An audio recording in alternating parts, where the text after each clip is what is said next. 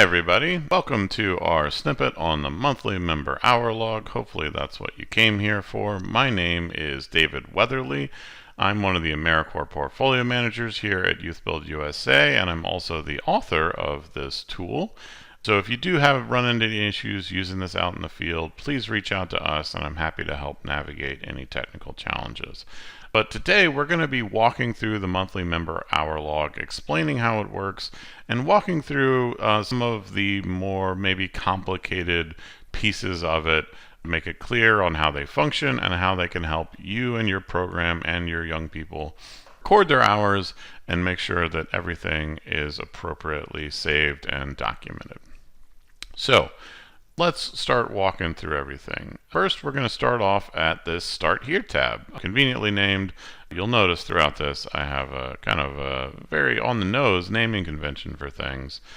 So what you're going to do here is just put in some basic information about the program, the member, slot type, when they started their service, and how long their service term is. That's going to be really helpful because that information is going to go into other parts of the spreadsheet, which we'll get to as we navigate things today.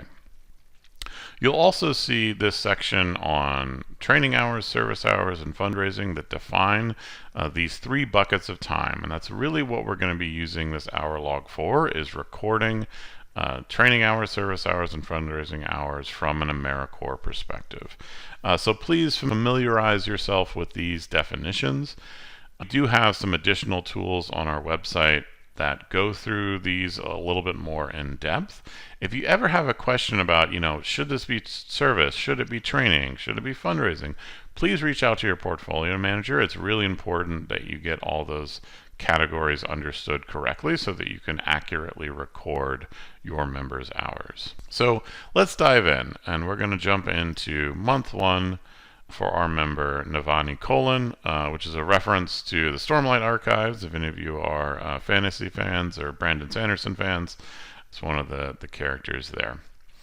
So we have our member name carried over, we have our slot type, we have our hour total, so we're trying to get to 450 hours in order to earn our education award. And then we also have the period that we're referencing here, so this is for August 2020, and their start date, which is August 15th, so we want to make sure we don't record hours before the 15th, because those would not count. So I went ahead and I put in just a few hours just to show you kind of how the tool works, and we'll kind of put these in again just to see how, when you put input hours, kind of what happens on the spreadsheet. So we're going to say on their first day they ended up doing 4 service hours and 4 training hours. We're going to leave fundraising hours blank. Most programs don't end up using fundraising hours, but we do have it there in the event that it's needed. So you'll notice that some things updated right away. So our education hour awards complete is now 8 because our 4 plus 4. We're now down to 442 hours remaining. And then we have this breakdown of service and training. We're at 50% because we have 4 and 4. And our chart updated. So mostly hours remaining, but then we have this, tiny bit that we've got completed, which is great. And then this also updates down at the bottom for the monthly hours, the total hours, and the education award hours. Skip ahead to the next month, and this month we're going to play around with the hours a little bit more. So, what happens here?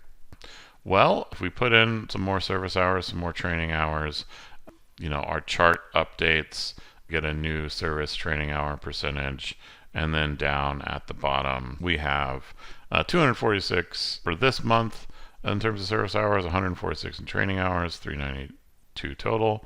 So now we add in this total hours, adds in from the previous month. So we add in our 4 and 4 here, get us up to 400. But then when we look at education award hours, we get to 250 service, which is the same. But then our education award hours are capped at 90. Now we're only at 340. So why is that? Why are we at 90 as opposed to counting the whole 150? Well, this was an update we made to the tool based on program feedback.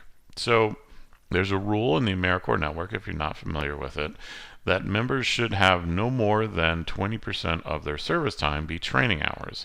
So we want to be very careful about tracking this training hour percentage. And the maximum that you would really end up with if you're going to a full service term would be 20% of 450 or 90 hours. So what this tool does is it just caps the hours at 90, because you should never really have more than 90 training hours for a quarter time member. So it does change depending on your slot type, because our hour total is 450. That's how we get to the 90. And what that does is that it makes sure that the member still has an understanding of how much they need to go.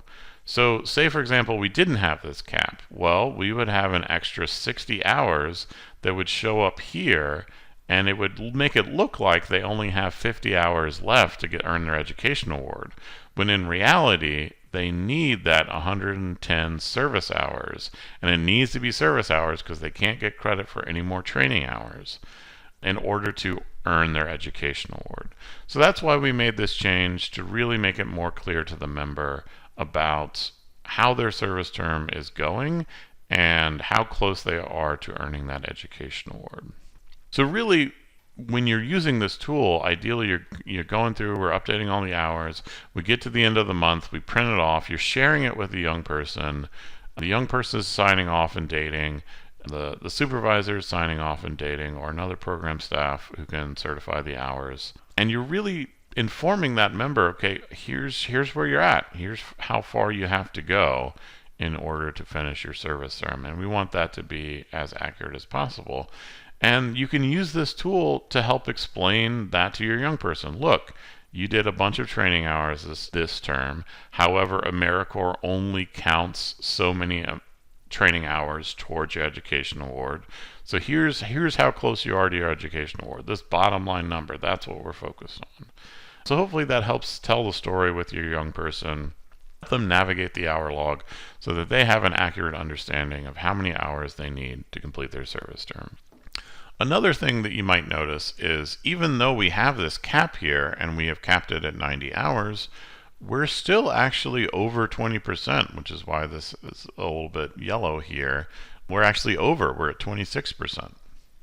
So it's important to note that the 80-20 rule, or the 20% training rule, really comes down to what are those hours when the member is exited.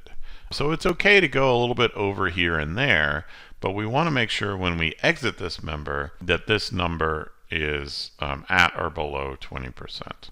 So how do we get there? So say we have our young person, Navani Colon. She's doing great in the program, and she's finished her GED. She's done all the other requirements for the program. She gets an amazing job offer, and you're like, okay, we're going to exit this young person for employment, which is something that we are allowed to do under a grant. They can earn a partial education award and take this great job opportunity. Well, how are we going to do that?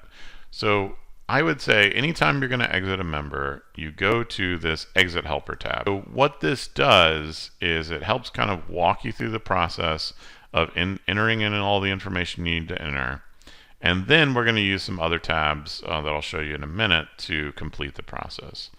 So the first part is we're carrying over a lot of this information from the other tabs. So we've got the program name, we've got the member name, we've got the slot type, we have the service hours from the hours we put into the hour log. And then we have this thing called max allowable training hours. Now what's that?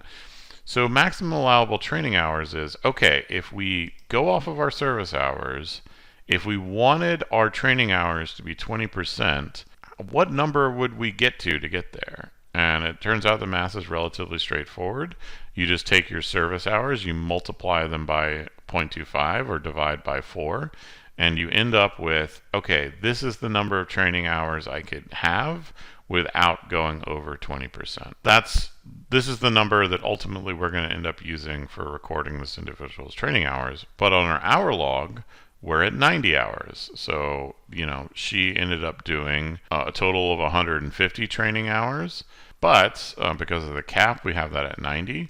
But even capping them, it's still not enough. We're going to have to reduce a little bit more. And we'll get to that in just a bit. Other inputs, we're going to put in the staff member who's completing this process, their title, the date they're doing this, and we're going to go through the type of award. So we've got some options here. We could do a partial award or a full award. In this case, we're doing a partial award. And if it were an unsuccessful exit, so the member wasn't earning an education award, then we can put a voluntary withdrawal, so they left the program, or they were released. There was an issue that they were asked to leave the program. And we'll get to unsuccessful exits in a minute, but let's focus on our partial exit here. So again, we get this check. We see, okay, we're at 74% service, 26% training. That's over the amount. And now we have this important max allowable training hours calculated for us. And then we also have this piece. So this completion percentage after discounting above maximal training hours. So this is how much they have earned towards their education awards if we're only accounting for max allowable training hours, which we should. And importantly, we want to see if we're exiting them for employment, which is what we want to do in this case. We want to make sure they're over this 50% threshold, which they are.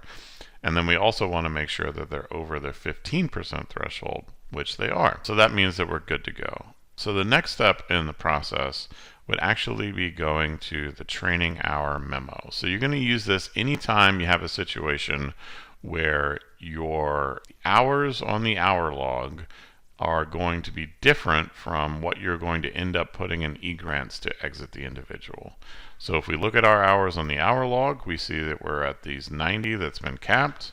But when we go to the training hour memo, we're only going to count 62.5 because that's the number that gets us to the 20% split. We're going to go ahead and do that, and that's going to give us a total hours of 312.5. So we're going to complete this memo. We're going to print it off, we're going to sign it, we're going to put it in the member record, and also we're going to make sure when we go to eGrants, the 312.5, that's the number we're going to put in. Actually, it'd be 312 because you round down in eGrants, but that 312 is what you'd put in to exit that individual, and that would be kind of the official hours.